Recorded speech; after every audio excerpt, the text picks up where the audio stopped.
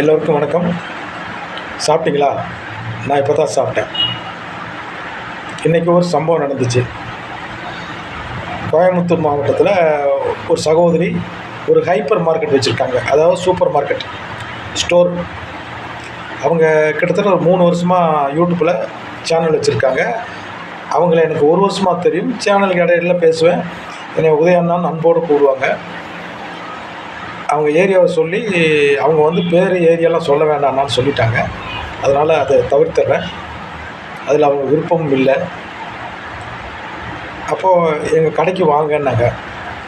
நான் ஒவ்வொருத்தரையும் அவங்க ஏரியா போகும்போது கடையெல்லாம் பார்ப்பேன், நான் போக மாட்டேன்.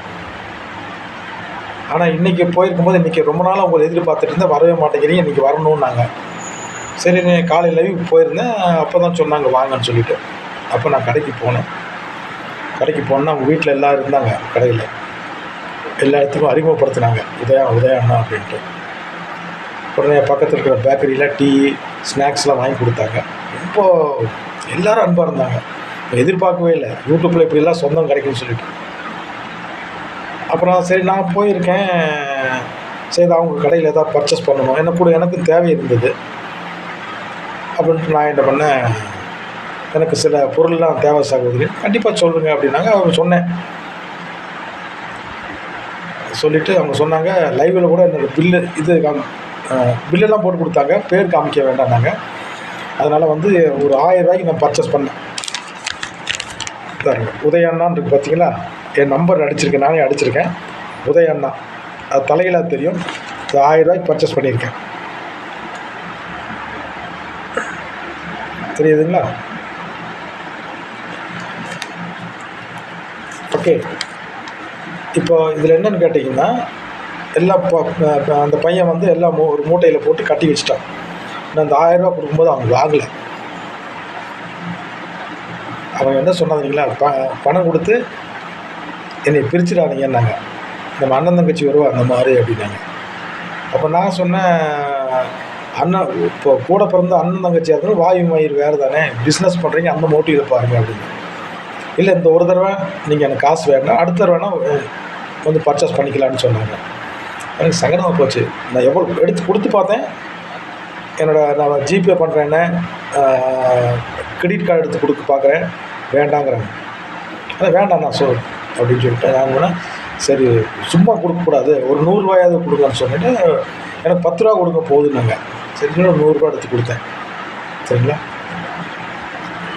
1000 ரூபா வச்சுருந்தேன். சரிங்களா? அந்த உங்களுக்கு வந்து இப்போ வந்து 100 ரூபா கொடுத்ததில் இதில் வந்து வெறும் 900 தான் இருக்குது. 1 2 3 4 5 6 7 8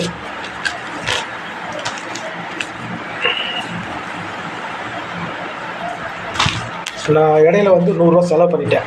ஸோ 800 ரூபா இருக்குது. சரிங்களா? அந்த மாதிரி அந்த மூட்டையில் நான் என்னென்ன வாங்கினேன்னு உங்களுக்கு காமிக்கிறேன். எவ்வளோ யூடியூப்பில் எவ்வளோ சொந்தங்கள் பாருங்கள். எதையும் எதிர்பார்க்காம, நான் ஆர்டியும் எதையுமே எதிர்பார்க்கறது இல்லை. அந்த மாதிரி உள்ள கேரக்டர். ஆனால் என்னையுமே வந்து 100 ரூபா மட்டும் வாங்கிட்டு அது நான் கம்பல் பண்ணி கொடுத்தனாலும் வாங்கினாங்க. எல்லாம் வாங்கியிருக்க மாட்டாங்க. ரொம்ப சந்தோஷமாச்சு. அவங்க என்னென்ன பொருள் கொடுத்தாலும் காமிக்கிறேன். நன்றி, வணக்கம். இதான் அவங்க கொடுத்த மூட்டை. அதில் என்னென்ன இருக்குன்னு காமிக்கிறேன். இப்போ ஒவ்வொன்றா வெளியே எடுக்கிறேன். முதல்ல ஒரு ஊதுபத்தி. இது வந்து டீத்தூள். இதான் நான் இப்போ விரும்பி குடிக்கிற டீத்தூள், ஊட்டி டீத்தூள். ஜெம் கோல்டு மரச்செக்கு எண்ணெய். இது ஜெயஸ்ரீ. இது வந்து மரச்செக்கு எண்ணெய் தான், செக்கு எண்ணெய். ஓகேங்களா? தேங்காய் எண்ணெய். ரவை, இது வறுத்த ரவை சுஜி. இது சேமியா பாக்கெட் வெண்ணிலா, இன்னிலா, சுகர்,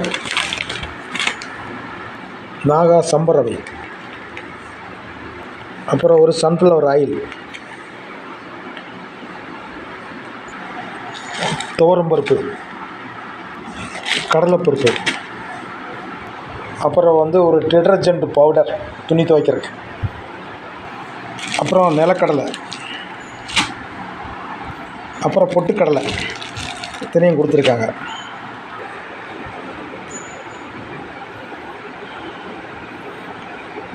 சந்தோஷமாக இருக்குது.